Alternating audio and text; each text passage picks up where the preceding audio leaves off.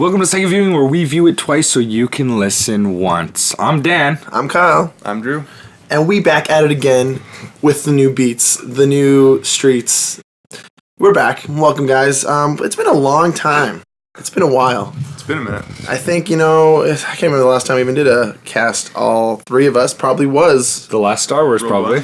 Yeah. So, the OG crew's here. We're here. The last thing you guys probably saw would have been another long podcast about Going Overboard, the Adam Sandler flick we did with the... Almost too much to talk about with that Stockholm movie. Cinema Pod dudes. A lot of fun, but, that movie's something else. But neither here or there. It's been a while. We've been doing a lot of cool things in the meantime, but now we're back because we got to do Star Wars. Every year we do Star Wars.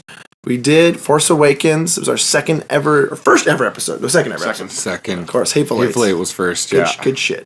Then, of course, last year we did Rogue One. Bit of a divisive film. But now this year we got Last Jedi, which is probably more divisive, I'd say. It's quite polarizing. Yeah, polarizing. Great word. You guys ever see the movie Mother? Like Mother ! Never seen it. No. That movie came out this year too, and that's like a good example of like either you love it or you hate it. And I don't know if I kind of think that Last Jedi falls into that category as well. For sure. Especially with Star Wars fans. I think. It's true because if you grew up with the older movies and you went to them in order of release, you're probably not as happy with this one because of its like giddy nature. There's a little bit more goofs and gaffes. There's a lot of goofs. It takes it a little less seriously. I guess we should say this is going to be entirely spoiler filled.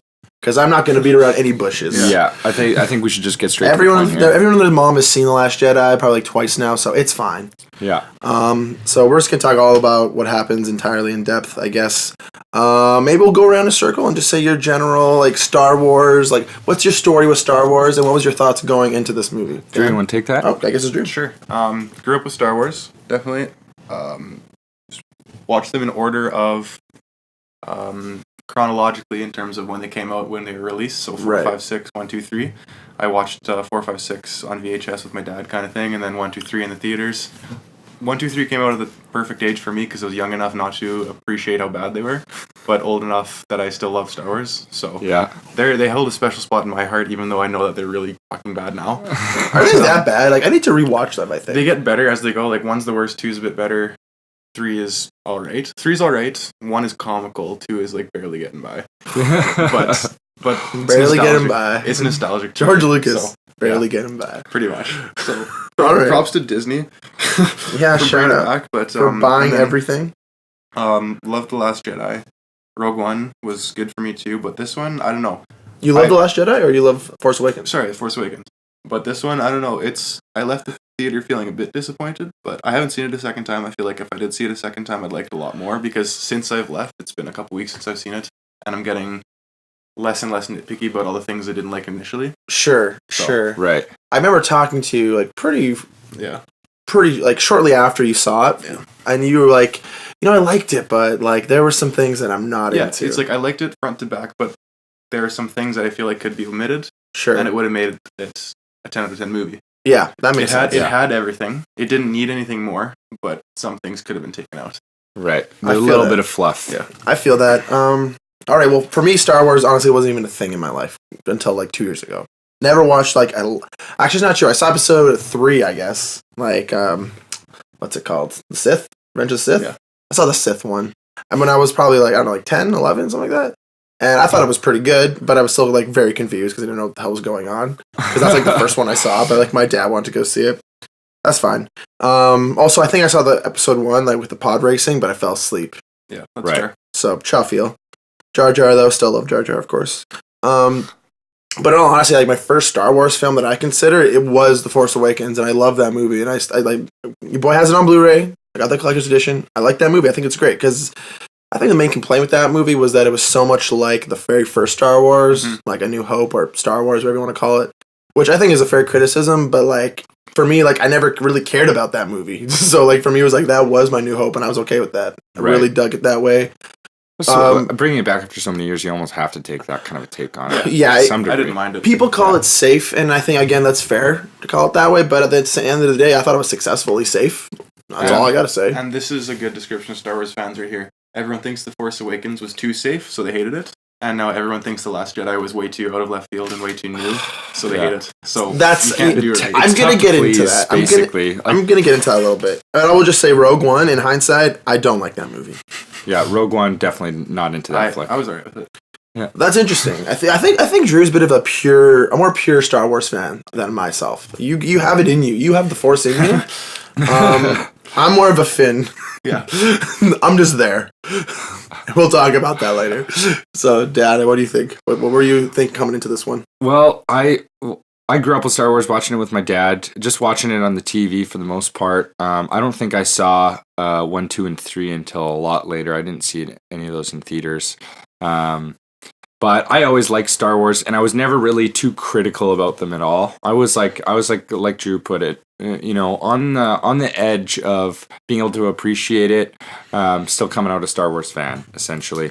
So going into this one, I was kind of hoping for a little bit more of what I remember Star Wars to be, like a little bit more serious and toned. Because to me, when I watched them, they were right. But I was still happy with it overall. I think they did a good job. I think, there probably could have been some things taken out. There were some things that I wasn't totally happy with, like, for example, the casino scene, or parts of the casino scenes. There was a few things here and there, but overall, I think I did like it. What's that place called? Cantatero? I don't even remember, honestly. I don't remember the name. Cartatel? Who cares? Well, that maybe sounds familiar. Yeah. Yeah, we'll get started here. So coming off of Force Awakens, because Rogue One that came out last year is not connected to this at all. Yeah. Force Awakens, they leave that movie with so many questions, quite literally on a cliffhanger. I'm pretty sure they're on a cliff. So that's a lot of questions left to be answered. Like, who's Rey's father? Like what are the Knights of Ren? Who the hell is Finn? Does he have anything? Is he a Jedi? Like, he used a saber for a minute. Does that mean he's a Jedi? Who's Snoke? Who's Snoke? Yeah, that's a huge one. Who is Rey? Rey? How's Luke Skywalker going to be a part of the next movie? Like, what's his so part many of this questions? thing? So many questions. Which I think was a good way to keep the pot bubbling in a way. It was like, not only did people enjoy this film, but it was like, okay, well, what are we? I got to know more shit. I want to know what happens. Yeah. And this movie takes an interesting direction where it literally takes all those questions and doesn't care about them and just throws them all out the window. Basically says, screw all your theories. It's a big middle finger to all those theories, but I gotta be honest, I loved that. I thought that was hilarious to be, because that's one of those things I hated at the start, but it's not so bad now that I've given it a couple weeks. It's actually weird thinking about episode number 7 and how serious it ended with Mark Hamill and Distance and Rey That's true. Luke Skywalker, and how serious it was. And then the beginning of this movie, 2 years later. Yeah, 2 years later, which is like. Well, I'm going back to the point where Rey and Luke meet and fucking... She's holding out the saber. Yeah, and Luke throws the saber. Like, right off the bat, you're going from the last episode that was so serious and tense when you meet him and building up all this energy to all of a sudden literally throwing it out off the cliff. It definitely set the tone for the movie. I just thought that was really funny. I didn't like it at all. But I can get that. I totally understand that. To me, it is kind of like, what are you doing right now? Is this a joke? Are we all being like? Well, it's it could have been he just threw it over the shoulder, whatever. That's fine. But then he went and milked that weird alien, and he did a whole bunch of other weird stuff, and it's like they took the Yoda kind of senile Jedi Master from episode 5 and put it into Luke and put him on coke. Right. Well, but I'm pretty sure in episode 5, is that right? When he goes to Dagobah to see Yoda? Yeah, when he first meet Yoda, isn't Yoda rummaging through garbage and doing a bunch of weird shit? That's what I mean. Okay. Yeah, they did that, but I don't know, I felt like it was too much. I felt like they could have had, Luke not want to take part in the Jedi, not want to train Rey, throw the lightsaber away, but not so comically over his shoulder. This is nitpicking, but if he just did a bit more seriously, he threw his lightsaber away in episode 6. Right. When he didn't want to fight Darth Vader. Yeah. He just threw it away to the side, cast it professionally, kind of more serious. Yeah. It's true though, but I think the Luke Skywalker that we have in this movie is an old crazy man. Yeah. Yeah. And I love old crazy man Skywalker. I think old crazy man Skywalker is like my favorite part of this movie because he's so like out of his mind, and like every time he's on screen, you can't help but like be a little happy that you're watching Luke Skywalker, but also being a little sad that this is how he turned out. I gotta say, I thought Mark Hamill all these years later, I thought his acting was going to be really, really shitty. I kind of thought they were just bringing him in for the nostalgic purpose, but it really wasn't that bad. He was great, man. Yeah. He does a ton of voice work. Yeah. He voiced the Joker in the animated Batman series. Oh, really? Oh yeah, like he does tons of voice work. Like he's a very prolific voice actor, so I knew he could definitely like hold his own, but like on screen, questionable. I'm not sure. So I was a little bit curious about that too, but I think he really held his own. Doing a good job, even with the action scenes, like when later in the movie when we're spoilers in, right? Yeah. So Total later in the movie spoilers, when the Force hologram is like it's dancing around and doing a saber thing with Kylo Ren. Yo, I love that shit. That shit got me semi for sure. But, it was pretty impressive to see Hamill pull that shit off. Yeah, well, or however they made it happen. I guess it could have been in post or it could have been like CGI or whatever, but it looked good, and I don't know. I was happy with Hamill's performance. Is what I'm saying. The more I think about this movie, the more I kind of see it as like less of a sequel and more of like a real ending to Episode 7. Does that make any sense? Like it feels like less of it feels like less of another story, and it kind of instead it just kind of tries to fulfill the rest of Episode 7. Because I guess all the other Star Wars there's like at least a couple years in between each film. Sure. This one ends literally like lightsaber hand out Rey, giving it to Luke. Next one starts Luke. Which I mean, in hindsight, I guess we should have seen coming the whole time because it kind of ended off that way. Well, yeah, they ended off in the middle of a fight. They were distressed, like the rebel army needed Skywalker essentially, so they ended really distressed. So there was no like closing to that storyline. So it had to pick up where it left off. Exactly, and so I agree that this movie is less of its own story and more of the finishing to the last one, which does make it seem a little bit weird that it was so much more comical and like whimsy-like. Well, I think that comes down to the direction and writing, because instead of having like a huge writer's room and J.J. Abrams enlisting many co-writers, we literally had one guy write and direct this movie. It was his sole vision for Star Wars. Right. We had Rian Johnson, who, if you guys have ever seen the movie Looper, that's what he's known for, basically. It's the movie Looper, as well as a really, really good movie called Brick. Highly recommend checking out Brick. I haven't seen Brick. That's a gooder. Respect. And so whatever. It's kind of this weird thing Disney always does, where they give like these directors who have like one or two movies under their belt and give them like the biggest franchise in the world.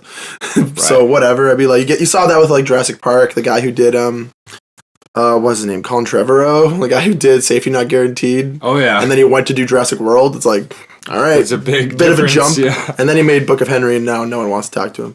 And he got fired off Episode 9 of Star Wars, actually. Oh, nice. So, Colin Trevorrow is not doing it. Oh, right, because now J.J. Abrams is doing it again, hey? Which I'm fine with in hindsight. Yeah. But anyways, like, you're mentioning down how, like, there's clearly a weird change in tone, even just being shown visually that there's, like, seconds of difference in time. And I think that comes down to Rian Johnson kind of writing how he saw Star Wars to continue. And from what I have read, like, they made, like, The Force Awakens, because someone else wrote that. They made that not really knowing the answers they were writing. Do you know what I mean? And Rian Johnson basically said, well, this is how I want to answer them. And that's and then JJ's going to take it back and be like, no, this is how I want it to be. So maybe Snoke comes back or something. I don't know. Like, it's a weird thing. Like, how we were talking about, like, we had so many questions after Episode 7. The only gripe I have with Episode 8, like, generally speaking, is, like, I don't really know what I'm excited for Episode 9 now. Yeah, Episode 7, I was already bubbling for Episode 8 to come out 2 years later. Can't wait till 2017. Totally. It's like 2019, that's a ways away. I'm okay. Yeah, exactly. I'm satisfied with Star Wars now because I know the answer, or kind of know what I was looking for from the last film. Yeah. There's no more questions to be answered. Like, Snoke's dead. Rey's parents were nobodies. At least that's what Kyle said. He could have been manipulating. But we don't know. Yeah. We could get loosely into like the plot of the film. We won't go into like scene by scene, but essentially we're given like a fight sequence at the beginning, like a star fighting sequence where we have Poe trying to lead a team of like bombers, I guess, like bomber tanks to destroy a dreadnought. I'm so bad on like Star Wars like slang. Yeah. Sure, he's gonna correct me on these. This is good. This is good. So So they're trying to destroy a dreadnought, and in doing that, Poe kind of like goes a little too far, and Leia is like, Poe, come on, man, you can't be a reckless pilot. Like, So tone basically, it you're foreshadowing down. that Poe needs to learn a lesson to become more of a leader. Which I'm into That's because, the theme of the movie is learning from your failures. Which are but like, Yeah. I'm pretty sure everyone in this movie like kind of like doesn't really like they kind of fail a lot actually. Exactly, Yeah, everyone fails. But at some point. I think Poe is probably the only one who has like an actual like arc, you know, where he like learns from his lessons, where everyone else kind of like didn't learn much. Especially Finn and Rose. We'll get there. We'll get there. We'll get there. Baby steps. Want to see my notes from about Rose? Fuck Rose. Hope Rose dies. All right. Well, we got Drew's thoughts on Rose. Respect. Shout out to anyone named Rose out there. Oh shit. So anyway, then we're kind of given after this like pretty cool battle sequence. We're thrown into what's essentially the aftermath of Rey trying to give the lightsaber to Luke, and then as we mentioned, he throws the lightsaber away. Yeah. As if like nothing matters. Which, yeah, like it sets the tone for me. Like honestly, looking back, I love that scene. I think it's hilarious, and him like milking that shit. Like it was just so like.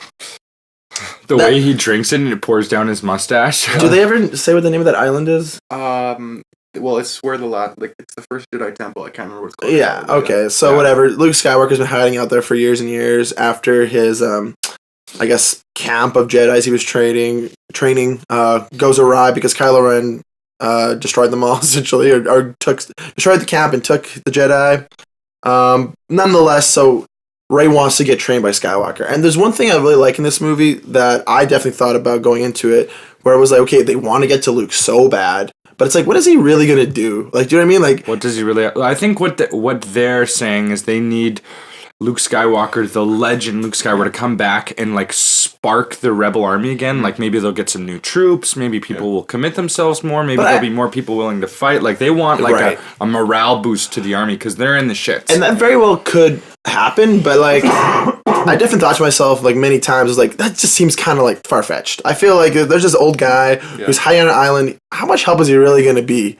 Obviously, he proves to be a good help in the end, but like, I like how she actually asked him, like, you got to come and help the resistance, and he's like, honestly, what do you think I'm really gonna do? Like, I'm gonna come with you guys. I'm gonna save the world. Like, I'm just one guy. Like, I don't really know. Like, I'm not gonna turn everything. Sure, he says that he's like, but he says laser sword, not lightsaber. I like that though because that's what he said in the original trilogy. Oh, is it? That's a throwback. He didn't really know what a lightsaber was, so he just called it a laser sword at some point. Right. Or like I guess Han said it too, but yeah. That's a kind of a nice throwback then, I guess. There were some nice throwbacks. I like that. Like, and also, doesn't Luke always like drink weird color milk? Well, yeah, there's blue milk in the. But now he's drinking green out of a tip. Yeah.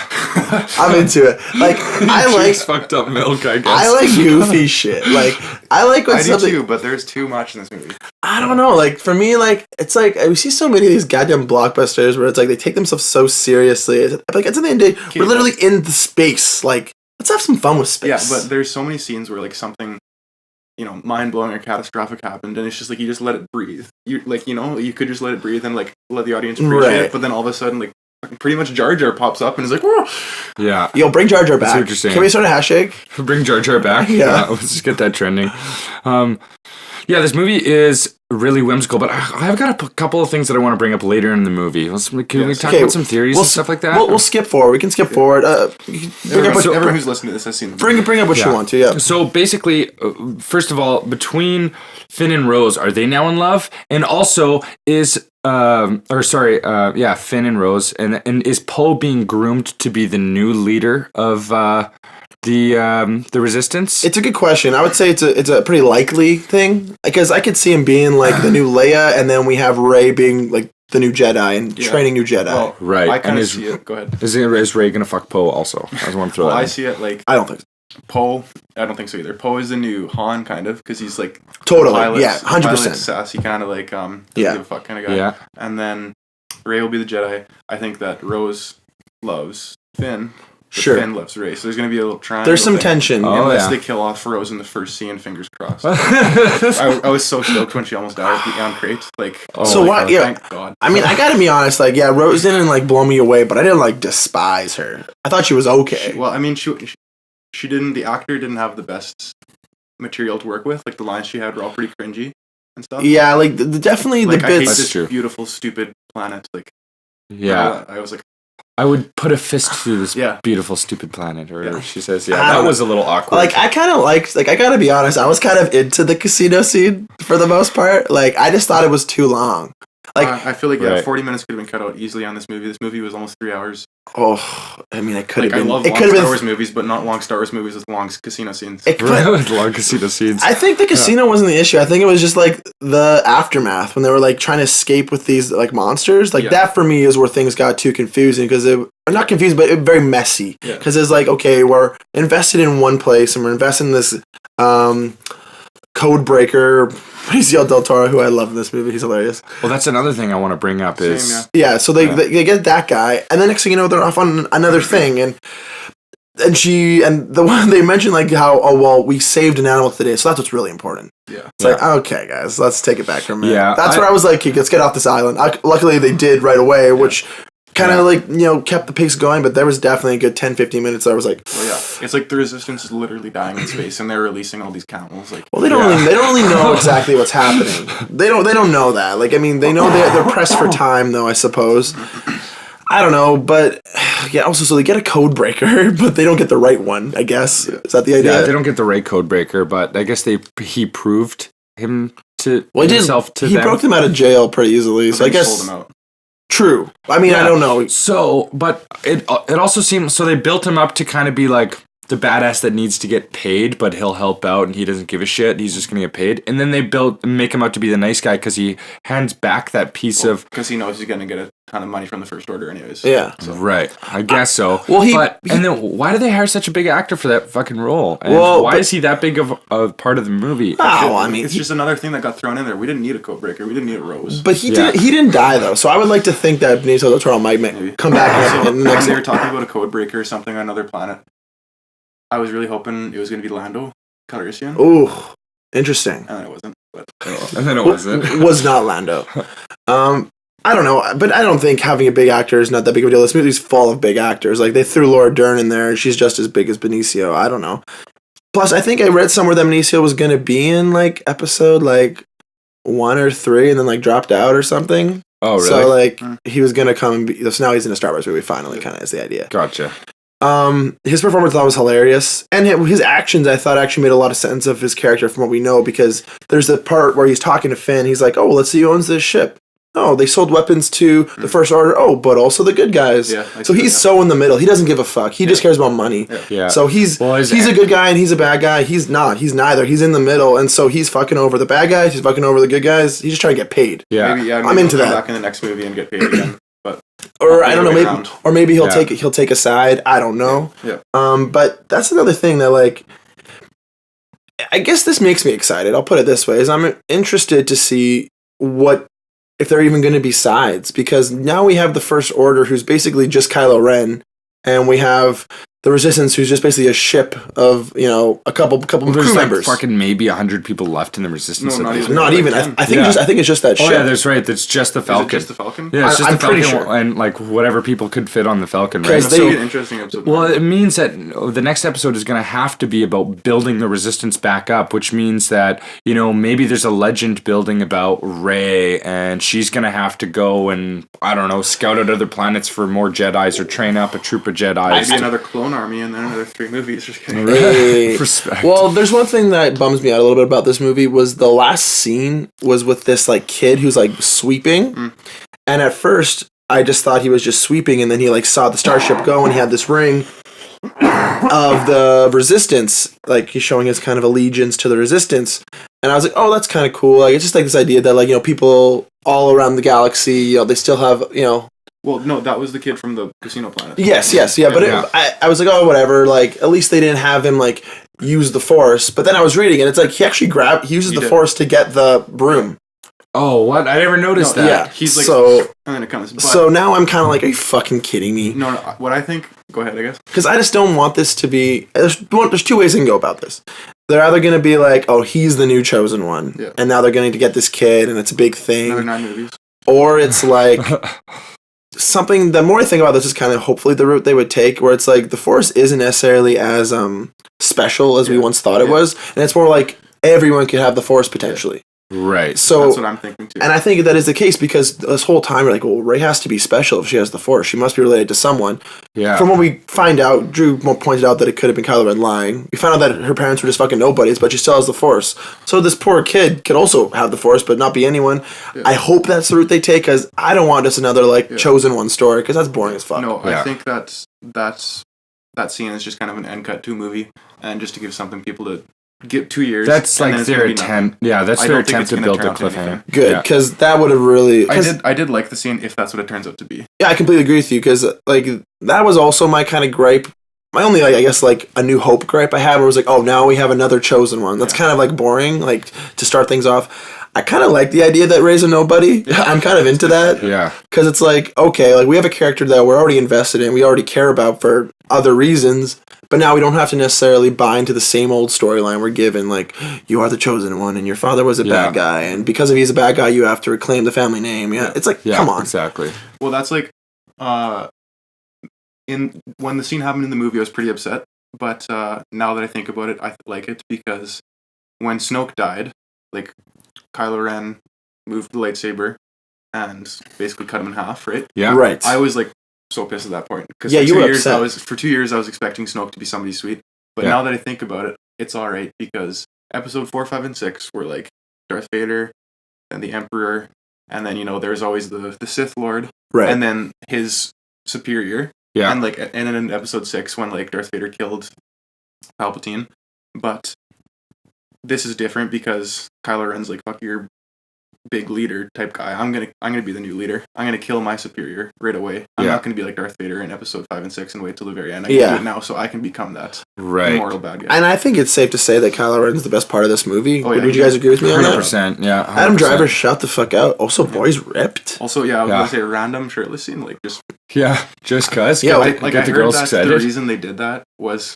to make it apparent that Rey and Kylo could actually see each other, not just feel each other kind of notice. Oh. Because up until then, we weren't sure if they could actually see each other. I thought they could. And then she mentioned something "Oh, can you put a shirt on, please?" So, we know. So they're trying to make that apparent. And he just happens to be ripped as fuck. The widest figure of all time. I'm into it. What I wanted to bring up is, remember at the Jedi Temple that Luke opened up and Kylo Ren killed most of the Jedi students, and then he took 5 of them or whatever? Right. What happened to those 5 guys? That's a good question. Where are those 5 guys? They're the Knights of Ren. They're the Knights of Ren. Yeah. But we haven't seen them, I don't think, up until this point. Big reveal in episode 9 or something. Yeah. So, there's or he's killed them. Yeah, we don't know. Potentially. There's still a good fair amount of questions unanswered. That makes me think that that's got to come up in episode 9 because if Rey potentially is going to be training some people, or the Resistance needs more people, period, they have to. You're right. Yeah. Then maybe the Knights of Ren will come out in episode 9. And that's kind of what I kind of like the direction they've taken in that regard, where there's kind of these smaller plot lines that they left open, but then the bigger ones they kind of said, fuck it, this is a new Star Wars. We're going to crush all your weird ideas, but we're still going to leave a little bit things there like the Knights of Ren, but fuck Snoke. Who cares about Snoke? Because, hear me out, you got a good point here, Drew. If they were to keep Snoke alive, in the first, or episode 7, we learn nothing about Snoke. We don't know who the fuck he is. Yeah. Up until that point, before Kylo Ren kills him, we weren't learning anything more about him. We just knew he was some guy in a gold shirt chilling. Mm-hmm. Looked like a Jabba the Hutt, but skinnier. And he looks like he looks like Goldmember. He does. Yeah, that's a good point. Goldmember I definitely thought that at one point. Yeah. True. Well, it is Andy Serkis who plays Gollum. Oh, didn't know. Nice. There's some Mike Myers in there too. Yeah. Let's hope. But no, if he would have stayed alive, we would have just got another baddie story. Sure, maybe he could control this, and he was a powerful guy. It'd have to be. It's kind of I kind of wish that in his speech that he would have given a little bit more history behind him, so that we could understand him before he passed. And that's it. He got to this point. But then he's been around for all of these films, just in the background. Who is this guy? Where did he come from? How did he get where he is? That's all I want to know. But then I think then though we'd have a different reaction where it's we just learned about him and now he's dead. Yeah. So it's kind of nobody using Star Wars fan. It's a double-edged sword. We actually might still be able to learn about him later. They might bring it up. He might be a ghost of some kind. In the days of fucking Snoke when he just did this thing and so on. I would prefer to hear about it after the fact, to be honest. I have one interesting theory that's I think it's already been, confirmed that Snoke is not Plagueis. Darth Plagueis. Yeah, I remember you bringing this up 2 years ago, actually. But Darth Plagueis was the guy that Palpatine was telling Anakin about, who could cheat death and who could bring the ones he loved back to life. Oh, okay. Now, that might just be Palpatine manipulating Anakin. Could never have happened because he wanted Anakin to try and save Padme. Right. But anyways, if Snoke is Plagueis and Plagueis could come back from the dead, potentially Snoke come back. Yeah. Right. But that's interesting, I think, but I don't know. To me, that's kind of like, I would be pissed off then, because I'm like, oh, who is this guy still? I don't know anything about him. And then how do you kill him? And now he's back. How do you kill him? And then that's another thing I kind of... This movie had a lot of excitement for me, and I really enjoyed it. But there's the biggest thing for me in this is the fact that now I don't know where things are going to go between like Rey and Kylo Ren. Because now they're just two opposing forces again. I was totally sold on the idea when Kylo Ren was like, let's start something new together. I was like, fucking shake his hand, do it. This could be exciting. Up until this point, the movie has already said, fuck everything you guys thought about Star Wars. It's over. We're starting new. So let's start something new. Like, I was like, okay, this is they're going balls out. Let's keep it going. Like, let's Furious 8 this thing. Let's go hard. Like, I'm into it. But then she doesn't do it, and I'm kind of like, okay, sure. That lightsaber scene in like the throne room. I think that's one of those things. If I watched it a second time, I'd love. I couldn't appreciate it though because I was so pissed the whole time because Snoke just died. Kylo killed him. Now they're fighting together. I was just under the impression that like, oh, Disney took the nice route, and Kylo's going to become a good guy, and they're going to hold hands, and it's going to be hunky dory. Yeah. I was pretty mad. And then he put out his hand and said, "Join me, and we will create our own First Order kind of thing." And I was like, okay, he's back. He's better than ever. It's awesome. He just killed fucking Snoke. Yeah. Well, and Kylo Ren kind of took the wrong approach. His first order of business, he still just wanted to kill her friends. Maybe if he would have shown something else, she might have got on board. Yeah. You know what I mean? Another thing that slightly confuses me is they never ended up destroying that part of the ship. Or did they? I can't remember. Did they destroy the part of the ship or that new tech that could trace them through light speed? It's a good point. I don't remember, yeah. Because that was entirely Rose and Finn's storyline, basically. Yeah, and if that still exists, then what happens to the remaining 10 people on the Resistance? They'll just hit light speed and fucking what? The First Order will just kind of kill them again? That's a really good point. Well, actually, they might have been destroyed, because is that what Laura Dern destroyed? Yeah, I think it might have. Right. Oh, yeah, that makes sense, actually. I'm actually not too sure, but... You're right, though. If that's not the case, then they're still fucked, basically. Yeah, because that was on General Snoke's ship after Snoke died. Yeah. And it was it was in wreckage. Well, you know what? I think it actually might have been destroyed because I know there was a couple scenes where they were in the same building at once. Like Rey was up here with Kylo Ren, and then Finn and Rose were like. And I thought there was going to be another cat and mouse scenario. That was in episode 7 where they happened to be in the same ship doing two different things. Yeah, and they kind of caught up. But that didn't happen. Kind of happened before in another Star Wars movie. I think it's 4, 5, or 6. One of them has a similar scene. Yeah. And that didn't happen. Which whatever, that's neither here or there. But I did notice that, so that leads me to believe that the ship they were trying to dismantle that portion on was eventually destroyed. Yeah, I think so. So maybe they don't have that detection anymore. I'm pretty sure that's Also, that hyperspace kamikaze scene. One of the best scenes in Star Wars. Yeah, that was fire. It was quiet, except for the entire theater I was in was dead silent, and it was awesome until one guy was like, "Cool." Oh God, you ruined it, bro. God damn it! Congrats, man. No, I loved that shit. That was great. Also, I love Laura Dern. Oh my God, Jilf alert. Am I right? Anyone? Oh my God. Everyone? No. Do we agree on that? No. Okay. Laura Dern's pretty dope. We talked about this off camera, off the mic. I don't know if she's a grandma. I just said that. I don't know. I felt someone else could have been better utilized to do that kamikaze mission. Right, okay, you're talking General Akbar? Yeah, Admiral Akbar. Admiral, sorry. Yeah. I feel they killed him off, and they just mentioned him once quickly. He's such a fan favorite from the original trilogy, and then they're like, oh, by the way, Akbar's dead. They could have put him in that spot and had him do the kamikaze mission. Right. Hyperspace through that Star Destroyer Dreadnought, and that would have been sweet, because then it would have been I would have given him the closing to the legacy. Yeah. Everyone would have went out and been like, "Wow, Akbar's fucking awesome." Yeah. Him or Leia. That would have been right. But I'm more. The thing about Akbar is you're right. He's a fan favorite, but he's kind of only a favorite from the old guys, the old Star Wars heads.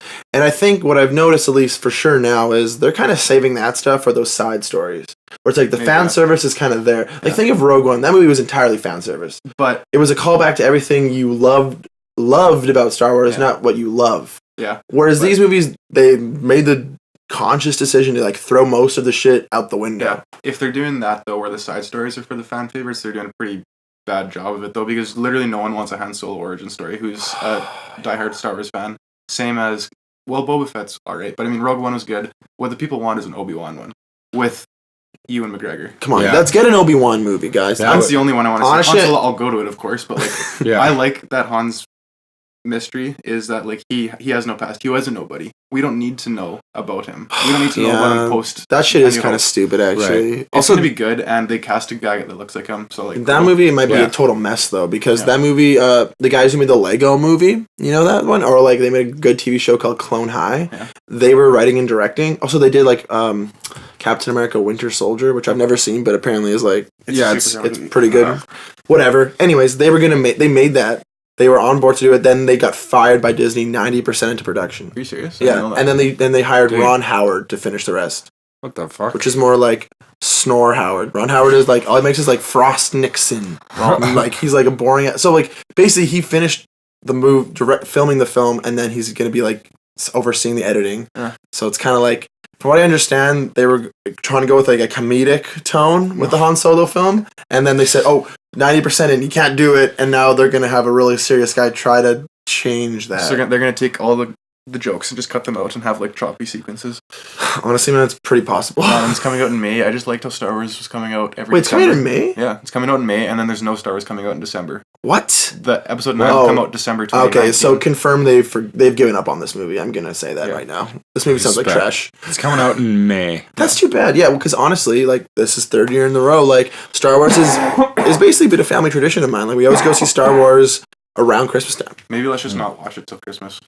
Tune in December 2018 for our Solo review. And it's just called Solo, a Star Wars story. I don't mind that. I think it's better than I can't help but think of Ran Solo, Solo. I wonder if that song's going to be in the opening scene with that comedic tone. The's actually a Star Wars. You guys know Xbox Connect? Like the motion sensing thing? There's a game called Star Wars Just Dance or something. And you can dance to a song that says scene? Han Solo, I'm Han Solo, Solo. There's a remix of that song. I can't make this shit up. Okay, what are some of your guys' favorite things about this movie? Like small little things. Favorite things? Honestly, I was into the tip milking scene. Actually, honestly, that entire... don't get me started on porgs. Okay, no. I'm on the porg bandwagon. Chewbacca was probably one of my favorite parts, like when he's having the fire and that was good. If you guys want to send me some porg merch, preferably maybe some porg boxer briefs, send them to thesecondviewing@gmail.com. We can get some mailing addresses figured out then. Your boys are looking for porg merch. I have an interesting story about the porgs. I have no idea if this is true or not, but I heard that the island they were shooting on had a whole bunch of puffins on it. Like an enormous amount of puffins on it.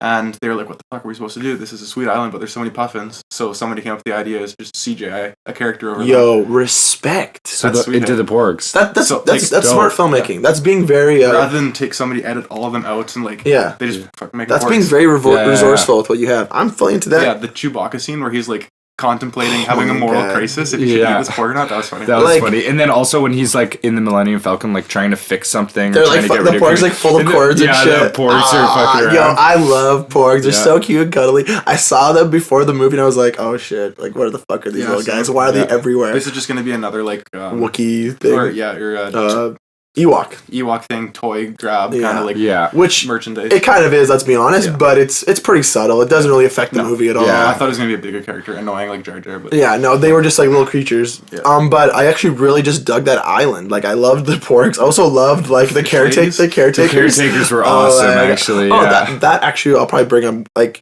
I really dug all like the puppet work in this film because Yoda was a puppet. Oh yeah. I'm so glad they did that. Like when he showed up, it was so nice that he wasn't CGI'd like episode 3. It was just, that was nostalgia. Him coming back like he looked in episode 6 when he died. I actually kind of like cheered up when Yoda popped up, to be honest. I did a little bit too. When he fucking called the lightning bolt down. And like when he first appears, you see his shadow. I'm like, shit. I couldn't really enjoy that scene that much too because for a different reason though. Okay. Don't go on Reddit in December, basically, for Star Wars. Well, in May, I guess. Oh my god. Yo. Force Awakens and this one, I got spoiled. Literally, I saw... Okay, well, we're into our spoilers here. So the title post that I saw was, Luke dies, Leia lives, Yoda comes back. Oh my god. And, like, I wasn't sure if it was a joke or not. So, like, I was watching the movie the whole time. I was like, because it said Yoda comes back, I was like, that's probably a joke. And then as soon as Yoda came back, that entire scene, I was like, wow. Yoda's back. So, Leia's Luke's gonna die. God damn it! You'll fuck right it. I stayed up everything for this. I didn't watch the trailer. I watched it. I didn't watch anything. I watched it opening night, and I still got spoiled. Yeah, well, that's disrespect. Fuck. That's disrespect. I steered Hard to clear live in this world these days. You can't go on the fucking internet. and I didn't see it till the 27th, which, by the way, was the anniversary of Carrie Fisher passing. Rest in peace. R.I.P. And no, I was clear. I got no spoils. I was very happy. That island just did it for me. Like when Yoda showed up, I was like, oh, the Yoda scene was great. He looks interesting. I was like, oh, that's some interesting CGI, kind of like cool textures. And then I'm like, wait a minute, that's a fucking puppet with like some glow. That's fire. That looks great. What I didn't really like though is like this is a small thing, but I feel like the Force Ghost portion of Yoda didn't really look like it did in the original 3 or even in any of the movies because they were all kind of transparent. Kind of shimmering characters. Right. He felt solid, like he was a puppet, but it felt like you could, Well, I think there's so many like different like aesthetic changes they've already taken. It's just another one, but that's fair. I mean, Yoda is an iconic character. When you see him, people are gonna remember how they last saw him, and they'll be impressed or disappointed. But for the most part, I love that shit. It's like they're still gonna update it, but at the same time, they kept what we know about Yoda to be true. Even the porgs, like they were CGI'd, but like they had like an interesting look to them. Yeah, that like they felt kind of real. Maybe they were more I don't know if they had like they looked a little bit more puppety. Yeah, and I liked that a lot. They even felt in real. comparison to like the Arctic ice dogs. Yeah, and those guys are kind of dope too. Yeah, I liked the creatures in these movies. Like I like the creatures. The creatures is pretty fire. That's one of the things about Star Wars that everyone has liked, right? So they definitely played that up this time around, which is pretty dope. And Star Wars is also the kind of series where like people latch on to those smaller things. You know what I mean? Yeah. Like the things people remember from Star Wars are like the little things that like, oh, like man, those cool. Like fucking ice dogs, those are so cool. Yeah. Like I feel like that might not be a good example because maybe we'll forget about those fucking ice dogs. I don't know. But there's things like that have happened in the past, which I think is a good example is Han's dice, where people always used to like talk about Han's dice, like that's just like his good luck charm. And they brought that back in this one. Yeah. And that was kind of like a symbol of like, Han passing and respecting their friend. And that was kind of a touching scene when Luke like gives the dice to Leia. It's almost like Luke wasn't there to help the Resistance that much. It was like he was there to help Leia, low-key. Yeah. You brought this up earlier, Drew, and I actually totally agree with you. Where like it should have been Leia instead of Laura Dern to do like the suicide attack kind of thing. That would have given more reason for Luke to come back, I guess. Well, not even that, but like as much as I love Laura Dern, I think she gives a good performance in this film. Like it would have made more sense if Leia was to do that, and then Laura Dern kind of took Leia's position in a way, right? Because she's younger, she still has experience, she's well trained, she can do that. Right. But instead of introducing a new character just to throw her out, it would make sense to kind of introduce her as someone who we should respect and understand. Yeah. And then have Leia, go away in honor, so to speak. So much more impactful if someone who is actually meaningful to the series died. And I gotta say, it's a bit of a gamble, to be honest, that the writers of these films killed off Han and Luke and Leia. They kept Leia, but like rest in peace. Yeah. That's pretty risky. Also, didn't really pan out too well. And then she didn't die in this movie, which we talked about this briefly. And I don't really know like how they could have went about it, but I was a little shocked she didn't she didn't die in this movie. I have to be honest.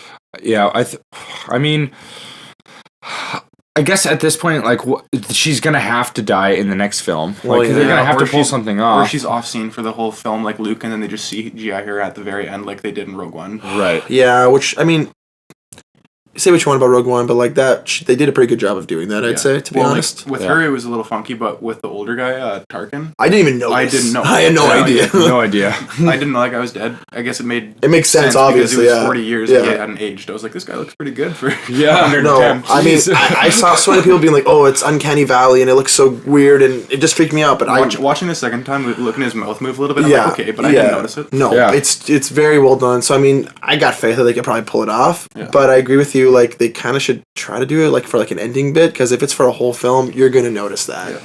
Do you think they were worried about killing since she's dead in real life? Do you think they were worried about killing Leia off in this movie? Yeah, because for sure. like, well, that would have been Star Wars fans either loving it or hating it to the most extreme amount. Right. So that could have been like a strategic move of some kind, maybe. It's hard to say. Like, I guess I just don't know the whole like behind the scenes production of this film. I was under the impression that they maybe didn't have it all figured out before she died, but I guess it kind of makes sense. They probably had the script written and she wasn't supposed to die, so they weren't going to like change it. Right. And she had filmed all of her scenes, I guess, so they just, we're just going to play it out how we had it planned. I don't know. If they did change it so that she did die because she died in real life, like I think Drew and I were chatting about this, like would it have been disrespectful or would it have been like the most respectful thing? It's a good point. It could have gone either way. It would have came down to how they handled it, but you're right, easily could have gone poorly. Yeah, let's be honest. How did you guys feel about the Leia floating in space scene? In hindsight, I'm not totally like weirded out by it. Like it does look a little goofy. Let's be honest. Yeah, this literally looks like a scene out of Superman Returns or whatever. It's a meme waiting to happen. Let's be honest. Like if they were gonna do it, they should have made her narrowly escape and not use the Force to get back in after being in space. Like because everyone else from that room died, right? Yeah, and she is Leia. She is Skywalker. Leia. Yeah, but. I don't know. I thought it was a little corny. I thought it would have been better. Corny's a good way to. If they were going to do it or make her have a near death, it should have been her like clawing the door before getting caught into space and getting pulled in by Chewie or something. I don't know. You know what I mean? I don't think Chewie wasn't around then. No, he wasn't. But like someone else. Yeah. I get you. Like it was all a little awkward for me because like that's like what maybe like 15, 20 minutes into the movie, give or take. Yeah. And I thought they were killing her off, and I was like, same. I was like, okay. And it was at that point in the movie that I thought my spoiler was fake because Leia would have died, and I was like, okay, so like, I'm not spoiled. Luke's gonna live. Oh, God damn, you were just fucked from the beginning. And but no, I thought she was gonna die. So I thought she was dead, so I was like, oh, okay, so that's how they're doing it. That's a little quick. That's a little same. And I did like the Kylo Ren hesitation to pull the trigger, though. Yeah, that was really kind of a going theme in the movie. I'll get to that in a second. Like, I just think that like as she was floating though. I was like, okay, so now she's alive. She just looks so awkward. Like, she's like an older woman, you know? Like, it's just like, she looks frail. It felt uncomfortable to watch in a way. Like, it was weird. It was like... They did build her up to be fucking superwoman to some degree, right? To a degree. And, like, I think I was reading something, too, where it's like, if you have the Force, there's kind of like an adrenaline rush kind of idea where, like, if you're at your last leg, like, you can use your last bit of the Force to kind of like, and that's kind of what was happening there, apparently. That's kind of what Luke did too, is he used his last bit of the Force and then he tossed it himself. And I really liked the way that he went out, because like he didn't go out fighting. Kind of like he never wanted to fight. Even in the original trilogy, he wasn't super into fighting and stuff. That's true. He was a fighter pilot. You know, he wanted to like pilot a machine kind of thing and take that route. And I like the way that he died kind of in the same vein as Obi-Wan and Yoda, his two masters, giving himself up for the rest. And becoming a Force ghost. Hamill will be in the 9th one, I'm sure, at least for a scene. And he dies when the two suns set together, which is perfect. Yeah. That shit was fire. There's 4 points in this movie that brought a tear to my eye. That scene, first time the Falcon showed up in flight, and I knew that Han wasn't the one piloting it. The Yoda scene, and then one more scene is when R2 uses footage of old Leia footage to sway Luke's opinion. Yeah. Like when he was doing that, I literally in my head I was like, oh, that's a cheap thing, and then Luke was like, oh, cheap move to R2, and I was like, pretty well. Because in the last movie they were like. What do they say? The R2's been in low power mode or ever since. Right. So for him to boot up, that was kind of. Well, I think R2 and C-3PO have been in every movie. Is that right? Yeah. They're always the only ones now, because in Darth Vader was in Rogue One, but he was also some form of Darth Vader, one way or the other. Right. His mask in smoldering form was in The Force Awakens, but nothing in this one. Yeah. Right. Well, and I also actually like that bit where Snoke tells Kylo Ren, take that ridiculous mask off. Yeah. Like, I kind of like that. Like, he's like taking him down a peg, and Kylo Ren's getting pissed. He's like, oh, fuck, that's my mask. Like, I'm trying to be I'm trying to be Vader. Like, I wonder if now that Snoke's dead, he's going to put it back on for the next episode. I like the mask. I wouldn't be surprised if he gets a new mask, to be honest. Yeah. Maybe not, like, drastically different, but, like, an upgrade or something. Yeah, maybe, like, a slimmer mask that still shows off some of his face. Yeah, like, shows some of his eyes. Yeah, especially with that scar he's got now. Like, I was into that. Like, Kylo Ren... a Bane mask? Is that what you said? Yeah, like a Bane style mask, like something, in that vein. Like, for me, Kylo Ren was, like, just, like, the best, because you totally understand Kylo Ren's character, where he's this guy who's so unsure of himself. Oh, yeah. And as a viewer, you know that, throughout the entire film, you know that, like, he's trying to prove himself, trying to become someone. You made a good point down where he like doesn't want to fucking go through with killing his mom, basically, but he knows someone else is going to. Yeah, he's a little bit of a bitch like that. You know what I mean? Yeah. I really liked the scene where they were on Crate and he was in the ATST, those like gorilla walking type things. Oh, okay. And then he sees Luke in the middle of the field, and like rather than like confidently walking down there and facing him off one-on-one, mano-a-mano, he like orders, like, just blast him, just kill him like a coward. He like, stays up in there, all the firepower in the world goes on Luke and he doesn't die because he's a hologram. And then at that point, he's like, okay, I'm actually going to have to do this. And he's shaking in his boots. Like, I like the route they've been taking with him because in the Force Awakens, I keep saying the first film, but you guys know what I mean. It seems like, you know, he kind of seemed like just a bit of a bitch, bit of like an emo, like whiny kid to a degree. Yeah. I still actually really enjoyed him, but it was kind of like, okay, so he's going to pick a side, what's going to happen? But instead they kind of took the approach where it's like, he's still childish in a lot of aspects on the good and the light side, and he's still figuring himself out. I think that was actually a good way to go about it because all said and done, it's he's like definitely more powerful now. He's more powerful now, and also, even though he's still unsure of himself, he's paving his own path. Like he wants to do it on his own terms. He's like, fuck all these people telling me what to do. I know I'm strong enough. I know I can like rule this galaxy. I'm fucking go for it. Yeah, and like that's kind of dope. Like I think that opens up some cool possibilities. I think there's always like milestones, kind of, so to say, where he's gonna rise in power. It seems like, you know, he kills Han, he kills his father. Okay. It's like he's got this power bar, and it like doubles every time he does something super badass. And he gets like for the first half of the Force Awakens, he was pretty bad. Or sorry, the Last Jedi was pretty badass. And then he kills Snoke, and then he's like, okay, here he goes. So I can't remember if this was like an actual like confirmed thing, but I remember in the Force Awakens when he's using his lightsaber at certain aspects, like the beam is kind of weak because he's like not fully powerful. Like, you know, who's like, I think it's just the way that he is that just the way the beam he's got is? the exhaust on his side. Side note, I really love the sound effects they used for his lightsaber. Oh yeah, because like all the other ones are so smooth and so just like that's a lightsaber. It's like where's my lightsaber? But, yo, Drew, do you have an on-set lightsaber? I do. I don't know where I put it, but all right. But anyways, it's got like kind of that industrial, like you hear the sound of the exhaust. It's kind of like it just sounds more. It's got a nice like punch to it, kind of. Yeah. No, I was into that. Like, and for the remainder of him, you know, like building as a character, you could tell that he is gonna be a bad guy. Like, he's gonna be a bad guy. Do you know what I mean? Like, yeah. I think that might not necessarily be like set in stone at this point. Holy shit! On-set sound effects. Yo, this is respect. Can I see this? Oh my god. We have an on-set lightsaber here, guys. Whoa. Can we hear that? We'll probably hear that. Is that picking up? Hit it on something, it'll make a... Well, Yoda, Master Yoda in the house. Who has a green lightsaber? Yoda fucks with the green lightsaber. This is Luke's. Luke fucked with the green lightsaber, and he used a blue one, like after Obi died. Is that right? Yeah, well, the blue one is... The blue one is Anakin's lightsaber. Oh, right. The green one is Luke's. Yeah. Anyway, sorry.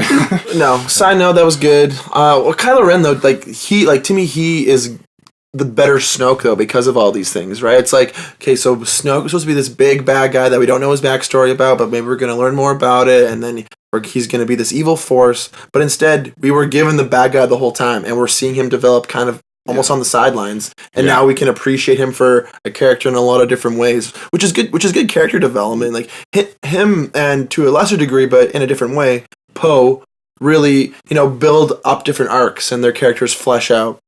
Because Poe isn't as, I guess, powerful, but he's just as important, and he learns from his mistakes, and he is, for one thing, in this film a lot more. That was kind of only one of my gripes about Force Awakens, is like they introduced this guy Poe, and he kind of wasn't there a lot. No, he wasn't there a lot, but he was this legendary pilot. Yeah, blah blah. But they kind of swapped him in that regard for Finn, where like Finn was such a big deal about Force Awakens, and then here he was kind of just kind of there. I'm more of a Poe guy than a Finn guy. Yeah, I think I am now, but before I was more of a Finn guy. I got to be honest. That's fair. I was more of a Finn. He's okay in this film, and I actually like John Boyega. I think he's a pretty good actor. Yeah. He's in that film The Circle we saw, Dan. Do you remember that one?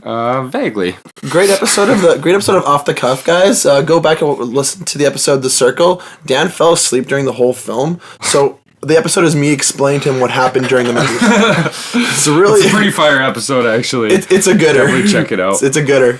But I mean, maybe we'll get down to some final thoughts here, guys. I'll put it this way. Name one thing you loved about this film, one thing you hated, one thing you're excited for the next one. And if there's not, well, that's a fair response as well. I would say that one thing I loved was I loved seeing Yoda. That was probably one of my favorite parts, Yoda was for sure. One thing I didn't like about the movie was, I guess, the whole Codebreaker arc, like where they go pick up the Codebreaker. Generally, like that was the least favorite part of the movie. And what was the last thing I was? One thing I'm looking forward to in the next is Kylo Ren's newfound power. I think there's so many things to go about that, like the Cantabar, I think is what it's called. Yeah, that sounds correct. Cantabar, like the casino kind of like. Cantabar, yeah. Yeah. It's weird. I think that is probably the thing I've been seeing the most. People like hating that kind of section. And I think there's a lot of like merit to that. So I'm just curious, like how could that have been made better? Like, is it just the kind of thing where like, they should just like ripped it out, or should have they added to it more? It's hard to say because it's a long film, you know. I think it was they could have just toned it up. Yeah, there could have been a little bit more. I don't know. It's tough to say because you change that and you have to change something else, right? Yeah. That's fair. So what do you do? That'll lead into mine, I guess. I mean, like the thing I didn't like about the film is that I think it's about 15 minutes too long. I'm the kind of guy that I need like an hour and a half or I need 3 hours. And once you're doing like 2:15, it's like, ugh. Just not, it just doesn't quite feel right. And it could have been like 15 minutes shorter. It started to drag a little bit, but I would also say that in another way that what I love about this movie is that it has a really good 3-arc structure, a beginning, a middle, and an end. And it tells a story really well. Even though I mentioned earlier, it kind of felt just like a proper ending to episode 7. At the same time, they really wrote, plot development for all these characters. And I'll say this once, I'll say it again. I don't remember one name from Rogue One, but I remember all these guys. As much as Rose is a decisive character, I remember Rose. Do you know what I mean? Yeah. And I think that is the merit of this film. And I also think that this film took a lot of risks. And the way Drew put it is true. It's like, they are mad about not taking enough. They're mad about taking too many. You're never going to please everyone, especially with a franchise like this, and that's to be expected, honestly. But I like the direction they took with this. I think Rian Johnson, he went with it and in the way he wanted to, and through, it was him directing the film, which is always a tough thing to do with a franchise like this. I think he did a really, really great job. I was into the comedy. I mean, you can go back and listen to our review of Fast 8. Oh yeah. Where that shit is borderline nonsense, but like I say this a lot on the show. It's like I like when you like pick a side. Where you're not trying to like shit your way in the middle, or you're not trying to be so serious. You're not trying to do both. Or you go one direction. You kind of go balls out. And I think for a Star Wars film, they went balls out, and for me that worked. And I'm looking forward to how things are going to develop in the next one. Bit of a cop-out answer, but I'll agree with you, basically, I guess, Dan. And I want to see where Kylo Ren develops in Episode 9 and how that'll play into with the Resistance, building, I guess, or rebuilding. Yeah. Yeah, I'll put it that way. Start with what I liked about it. I liked how, like, this movie is supposed to be, like, the mirror to Empire. Okay, yeah. Just like the way that The Force Awakens was to New Hope. And The Force Awakens was great, but it was a little bit too much like A New Hope. I like that this one wasn't a rewrite of Empire, but it did have some callbacks to it. Like, basically, they had a salty planet rather than a sandy planet at the end with a, rebellion or resistance. Oh, yeah. That looks so fire. Versus all the ATSTs and stuff. Very similar to Hoth, but a little bit different. And it happened at the end of the movie compared to the beginning. This movie is when the new Jedi comes to find their leader. Their new trainer, where Luke's going to find Yoda. Sure. Rey's going to find Luke, and it's just a little bit different this time around, but it's the same. Like they take the same approach, but the result is different. Yeah. What I didn't like is the comedy. Like I said, that's my main gripe with this movie. It just happens too much, at the wrong times. Some parts are good. Chewie eating the porg, Luke saying that was a cheap shot, things like that. Some funny parts, but there's also some parts I felt like just didn't need to be tone it down a bit. Yeah. Have you guys seen any of the Guardians of the Galaxy movies? I watched about half hour of one of them. I have seen both. Yeah. So I've never seen them, but I would like, just from an outsider's perspective, would you say they're similar to this in that regard, where they have that comedy element and it's kind of like a lighthearted nature? I can see that in a comparable way, but it's still different. Like still different. Chris Pratt should have been in this movie, but Chris Pratt needs to just like settle down for a year. What I'm looking forward to most in The Last Jedi is for Rose to die. No, I'm just kidding. Whoa! I'm looking forward. I don't think you're kidding, low-key. I'm looking forward to what they do with Leia. Yeah. To see that's a good answer. I mean, they obviously have a purpose with her, still being in the universe, and there's gonna.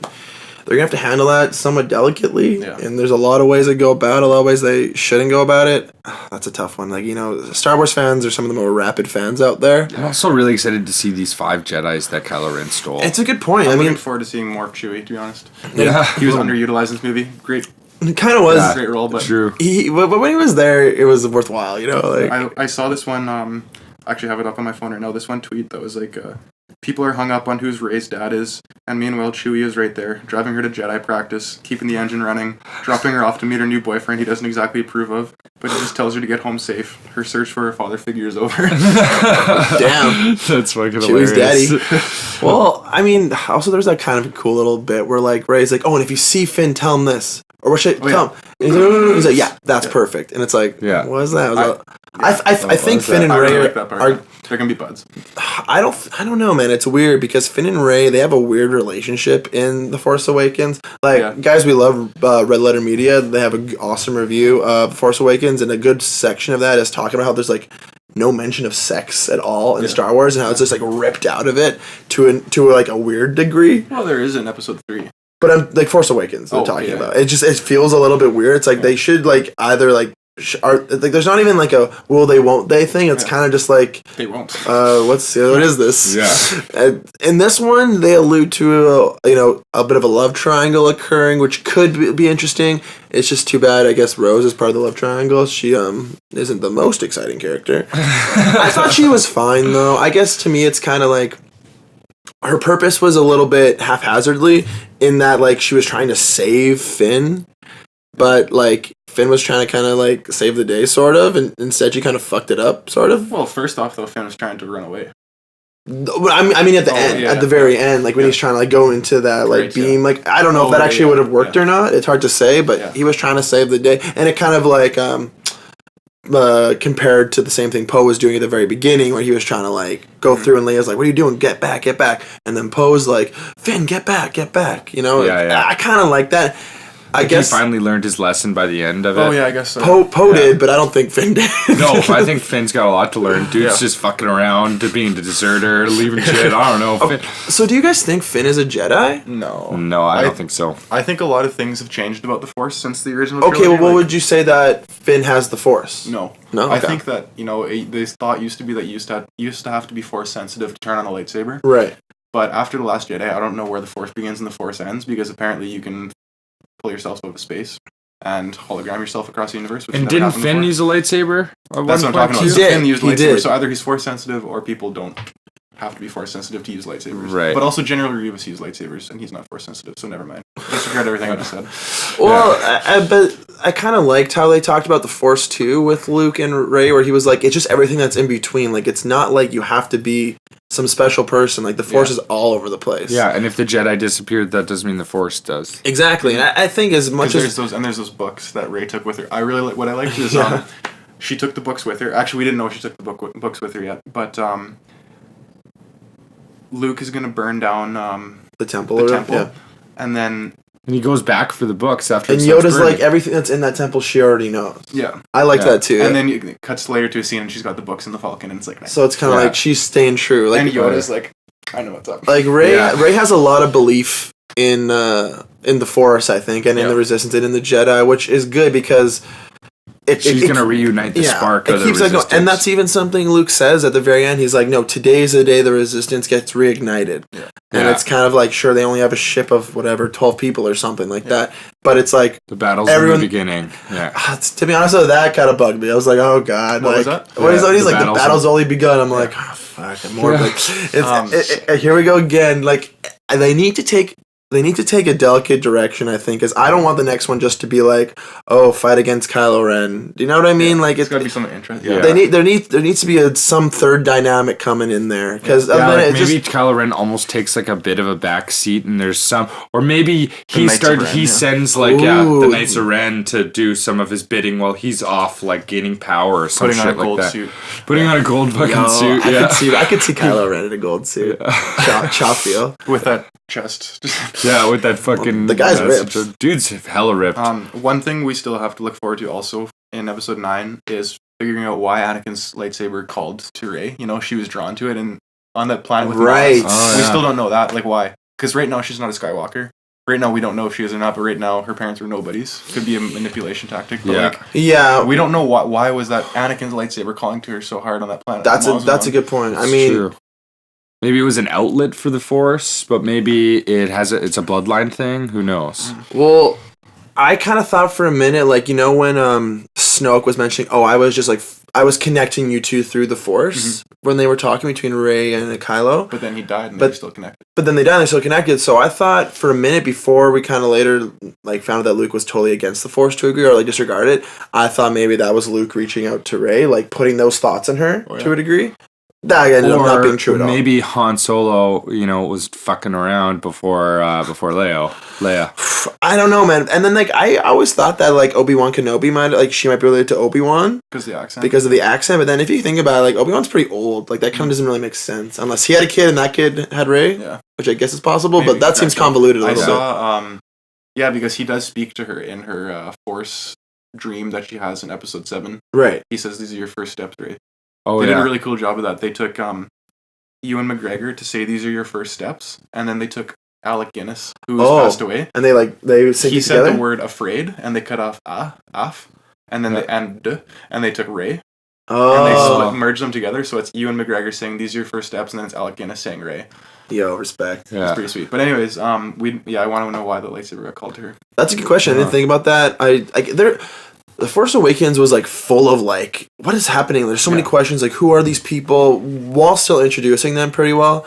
And this movie kind of took the direction of like those things. Some of those things don't matter, and some of those things do now, and you have to kind of just deal with it. That's kind of the direction it took. Yeah. I don't know. I think I'm gonna definitely recommend you guys checking this out. If you probably already have. Let's be fucking honest. I will give this the second viewing seal of approval. And absolutely. In case you're wondering, it's 4 out of 5 on Letterboxd. I'll put it that way. I don't know if I'm quite that high. I haven't figured it out yet. I'll get back to you. I'm a 4 out of 5, man. This is just fun. I felt so fun. I felt like I was just having a good old time. Like I was not cruising for a bruising. I was just cruising. That's my review of this film. And, sure, it's not flawless. We obviously just talked about that for an hour. But, at the end of the day, like, for a sequel, I think it did a good job of, like, being a middle section. I think there's just even a bit more pressure now for this third portion of the trilogy. Right, yeah. But I guess maybe we'll leave it there. And even though this was The Last Jedi, this will not be the last episode of the second viewing. We'll be back one Star day. Wars. Yeah. We'll be back one day, guys. I can't promise we'll be back anytime soon. Things are a little bit funky around here, but in a good way. Doing a lot of good things. Lots of fun going on. Be sure to check out 400 Blanket. That's coming soon. But nonetheless, guys, take care out there. What is it? Stay young and prosper. Is that... live long. That's a fucking Star Trek thing. We gotta go. Yikes. It's time to leave now. Later. May the Force be with you. There we go. That's what it is. Yikes. Yeah, I'd still fuck Lord.